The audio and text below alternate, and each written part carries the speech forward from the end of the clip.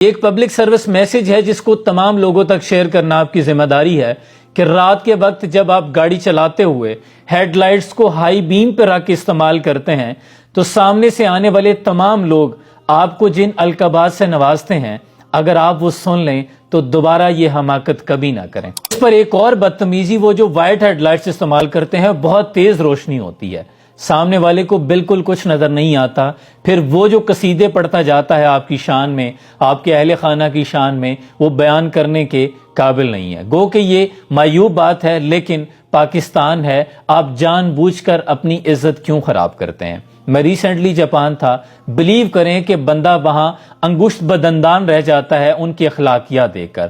Overtake کرنے کی تو نوبت ہی نہیں آتی نا، اور لو بیم پہ رکھ کے چلاتے ہیں، ہارن کوئی نہیں بجاتا۔ بامر مجبوری میں نے کسی شخص کو دیکھا ہو، کسی نے اوورٹیک کیا اور وہ بھی بڑے شائستہ انداز میں، یعنی اس طرح اوورٹیک نہیں کرتا کہ دوسرے کو بتایا کہ باقاعدہ بدتمیزی کر رہا ہوں میں، نہیں، بڑے عاجزانہ کرتے ہیں اور دوسرے کو ایک وہ بڑا مسکراہٹ کے ساتھ جسچر بھی دیتے ہیں کہ مجھے ذرا جلدی تھی۔